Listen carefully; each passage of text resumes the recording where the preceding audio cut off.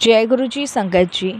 संगत जी, गुरु जी की divine call सत्संग प्लेटफॉर्म में आप सभी गुरु परिवार का हार्दिक स्वागत है। शुक्राना गुरु जी महाराज का कि उन्होंने मुझे ये सेवा दी कि मैं आप सभी गुरु परिवार के समीप आके गुरु जी के कल्याण महिमा अनुभव का वर्णन कर पा रही हूँ। अनंतम शुक्राना मेरे गुरु जी महाराज का।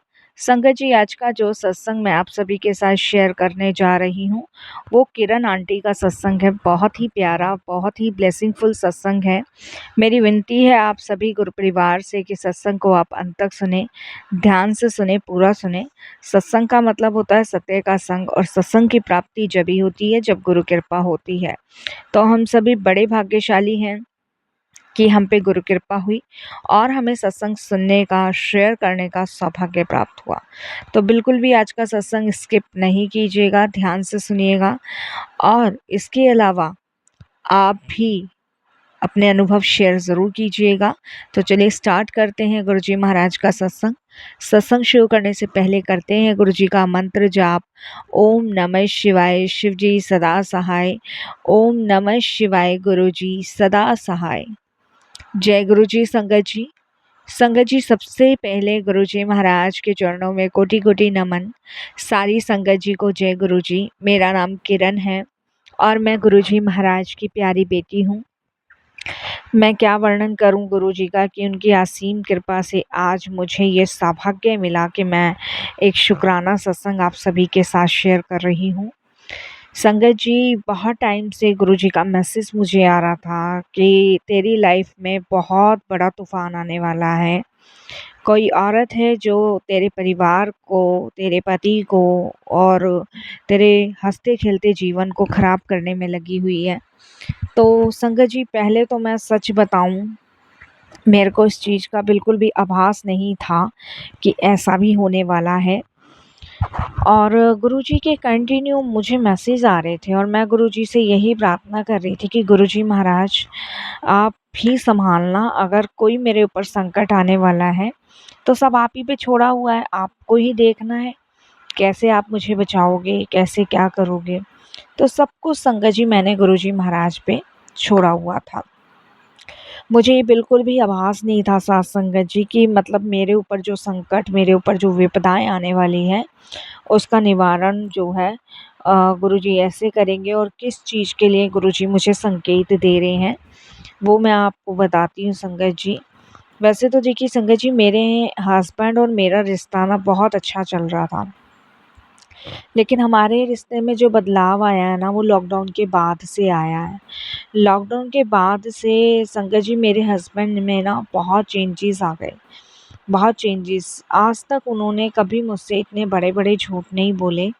कभी भी संगत जी उन्होंने मेरे साथ कोई मिसयूज़ बिहेव नहीं किया। बच्चों से भी बहुत अच्छा बर्ताव था। बट लॉकडाउन के बाद से मेरे हस्बैंड में लगातार चेंजेस, और इन चेंजेस का कारण संगत जी उनकी खुद की सगी भाभी। संगत जी, मेरी जो जेठ जी हैं वो काफ़ी टाइम पहले एक्सपायर हो गए थे। तो मेरी जेठानी की बात मेरे हस्बैंड 101% मानते हैं। जब मैं शादी होकर आई थी तो मेरे को ऐसा ही लगता था कि भाई नहीं, भाभी जो है माँ समान है। बट कुछ ऐसी चीज़ें, परिस्थितियाँ देखी और मैंने घर में कलेश लड़ाई करना शुरू किया जब मैं गुरुजी से नहीं जुड़ी थी। तो उस टाइम मैंने कुछ ऐसी देखिए संगत जी, एक पत्नी जो होती है ना वो भाप जाती है कि उसका पति किस एंगल में कहाँ जा रहा है। तो मैंने काफ़ी कलेश इस चीज़ पे करी, काफ़ी लड़ाइयाँ करी। तो संगत जी, इस सब चीज़ों का परिणाम ये हुआ, मैं आपको बताऊं कि मेरे हस्बैंड और मैं अलग हो गए। मतलब ये लगा लो, जॉइंट फैमिली रहते थे तो हम लोग अलग अलग घर में शिफ्ट हो गए। मैं अपने हस्बैंड को लेके संगत जी अलग शिफ्ट हो गई, और जब मैं अलग शिफ्ट हो गई तब हमारा सब सही चल रहा था। लेकिन मुझे ये बिल्कुल नहीं पता था कि मेरे हस्बैंड जो हैं उनके यहाँ आते जाते हैं, मिलते हैं, क्योंकि जब मैं शादी होकर आई थी तो कुछ चीज़ें ऐसी थी, मैं अपने हस्बैंड को मना किया करती थी, मैं देखती थी, मैं बहुत रोती थी, रो रो के संगत जी मैंने अपना शरीर गंवा लिया। मेरे जो हक थे ना वो मेरी जेठानी किया करती थी संगत जी, मैं सही बता रही हूँ आपको।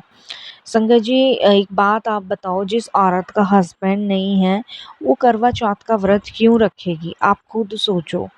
और करवा चौथ पे वो ऐसे तैयार होती थी जैसे कि मानो एक शादीशुदा औरत होती है। और संगत जी मैं जैसे दिन में काफ़ी बार मैं उनको बोलती थी दीदी खाना खा लो आप, मेरा तो फास्ट है। लेकिन संगत जी वो खाती नहीं थी, अपनी रोटी नहीं बनाती थी, सबके घर में बनाती थी। तो मेरे को बड़ा वो लगता था। और मैंने संगत जी उनको करवे लेते हुए भी देखा। तो मैं जब पूछती थी तो वो कहती थी कि मैंने तेरे लिए करवे लिए हैं। लेकिन संगत जी ऐसा नहीं था, वो अपने लिए भी लेती थी मेरे बहाने से। तो बहुत सारी चीज़ें ऐसी देखी, लड़ाई हुई और हम लोग अलग हो गए। मेरे हस्बैंड मेरे बीच फिर चीज़ें ठीक हुई, हमारा बेटा हुआ। मेरे हस्बैंड ने भी मुझे फ़ील नहीं कराया कि वो मिलते हैं, क्योंकि हमारे मम्मी-पापा पहले हमारे साथ रहते थे, फिर वो गाँव में रहने लग गए और वो आना-जाना है। तो मेरी जेठानी की 2 बेटियाँ हैं। और संगत जी इस तरीके से मतलब ये सब होता रहा।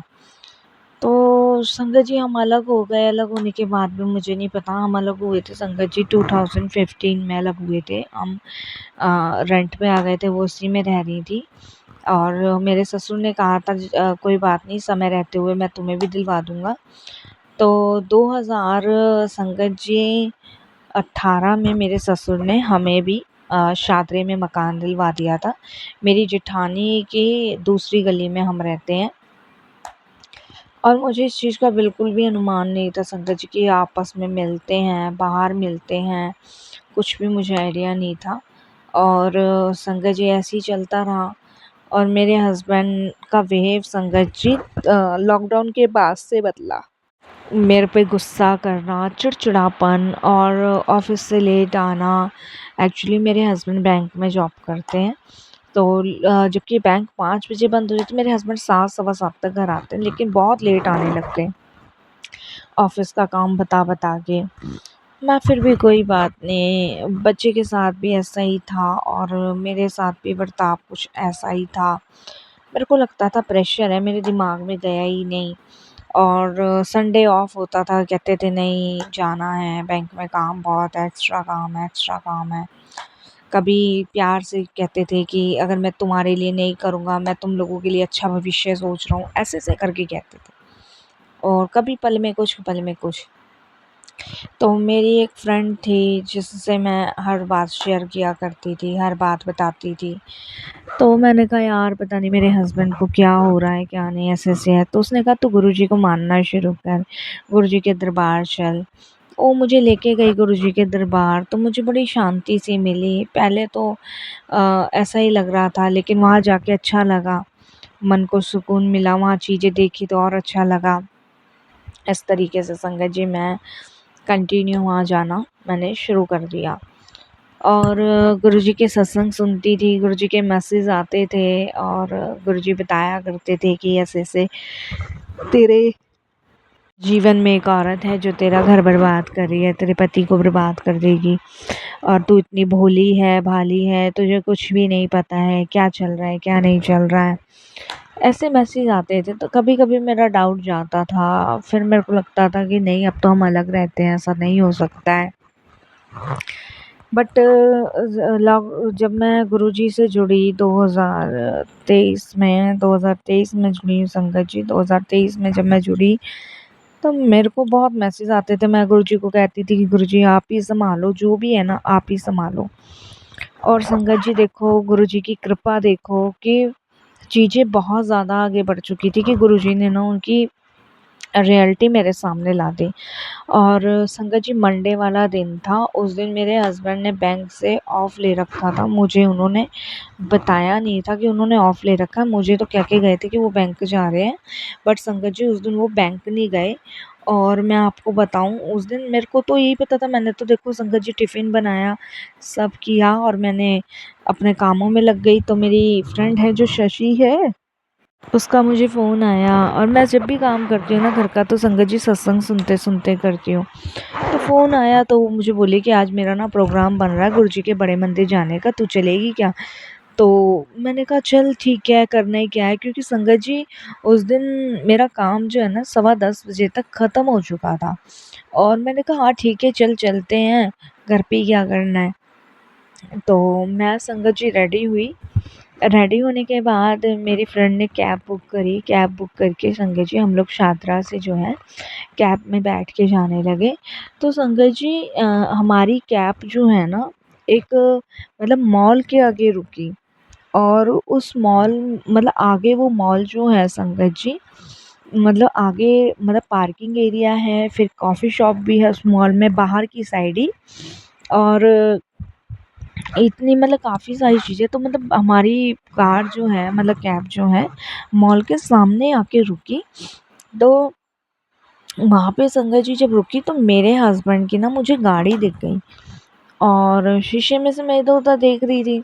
गुरुजी का शब्द चला रखा था, मैं गुरुजी का मंत्र जाप करती हूँ। उस दिन गुरुजी ने ना रियलिटी दिखानी थी संगत जी और अभी तक तो मुझे डाउट ही था, लेकिन रियलिटी दिखानी थी।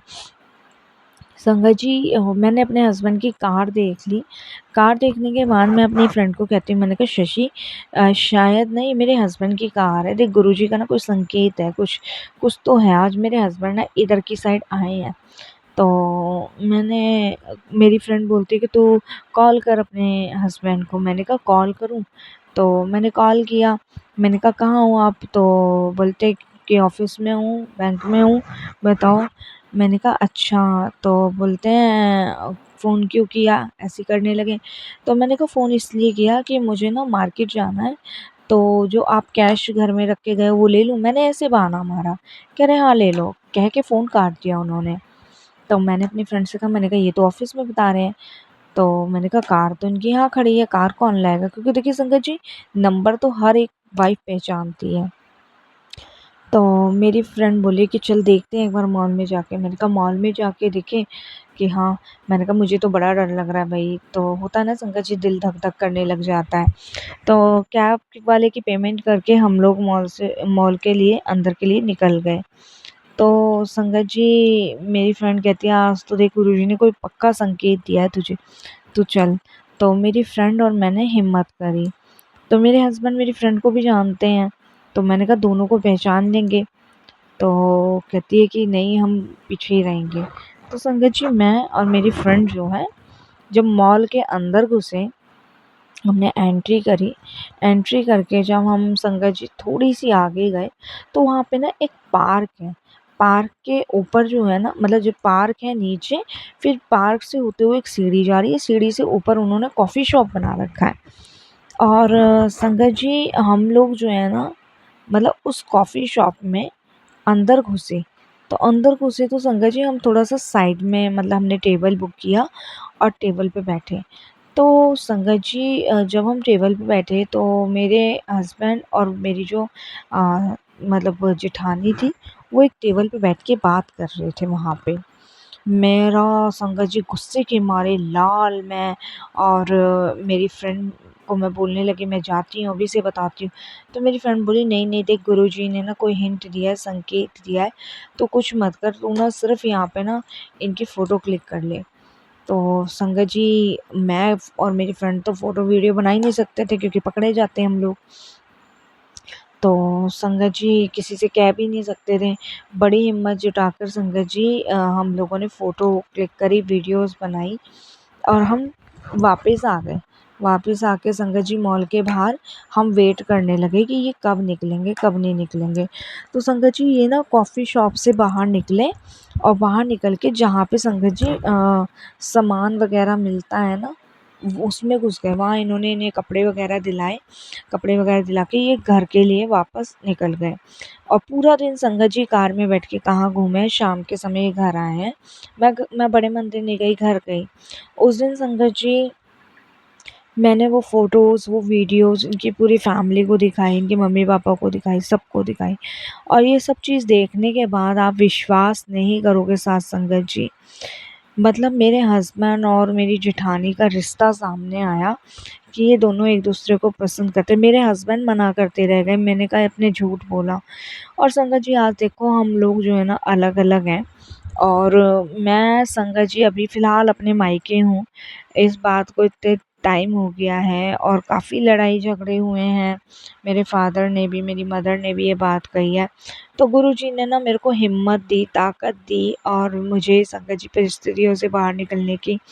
जो सास-ससुर मेरी जेठानी पे ज़्यादा विश्वास करते थे, आज वो लोग उन्हें कह रहे हैं कि तू घर बिगाड़ रही है। देखिए संगत जी, झूठ ना छुपाने से छुप जाएगा, लेकिन सच्चाई तो कभी न कभी ना सामने आती ही है और हमेशा सच ही आता है सामने। आप कितनी भी कोशिश कर लो झूठ छुपाने की, लेकिन सच सामने आता ही है, और सच जब सामने आता है ना तो संगत जी इंसान मुँह दिखाने लायक नहीं होता। मेरे गुरुजी की कृपा देखिए कि उस दिन उन्होंने मुझे अपने दरबार बुलाने के बहाने, और नहीं तो संगत जी मैं नहीं भी जाती, और मेरा कोई ऐसा विचार नहीं था क्योंकि मैं अगले हफ्ते ही होकर आई थी। लेकिन फिर भी, और देखिए संगत जी मेरे पास सबूत इकट्ठे हुए जो मैंने पेश किए इनकी पूरी फैमिली को। बिना सबूत के तो कोई मेरी बात पे विश्वास भी नहीं करता। मैं अपने बेटे के साथ अभी मायके में हूँ, मम्मी-पापा ने रख रखा है, बातचीत चल रही है। लेकिन संगत जी मैंने गुरुजी को कह दिया है, मैंने कहा गुरुजी जब तक मैं उस आदमी के पास नहीं जाऊँगी, जब तक वो उस औरत को छोड़ेगा नहीं, भले ही मेरी जेठानी है, लेकिन संगत जी रिश्ता गलत है, ठीक है ना? तो बस मैंने गुरुजी से यही अरदास लगा रखी है, बस आप सब भी मेरी अरदास लगाना और मेरी फैमिली ठीक हो जाए, सब ठीक हो जाए, क्योंकि संगत जी वो औरत बहुत चालाक है, जो मेरे पति को छीन सकती है, वो पता नहीं क्या-क्या कर सकती है। हम उस पे विश्वास नहीं कर सकते, भले ही मेरी जेठानी है। बाकी आगे का फ़ैसला गुरुजी के ऊपर छोड़ दिया है, बाकी बड़े हैं वो अपने आप कर रहे हैं। तो संगत जी मेरी कोई गलती नहीं है, मैं फिर भी ठीक हूँ, लेकिन फिर भी गुरुजी मुझे हिम्मत दे रहे हैं, ताकत दे रहे हैं इन सब चीज़ों से बाहर निकलने की, तो शुक्राना गुरुजी। बहुत-बहुत आपका शुक्राना, और ऐसी ही अनंत कृपा आप मुझ पे, मेरे परिवार पे बनाए रखना। जय गुरुजी, शुक्राना गुरुजी महाराज।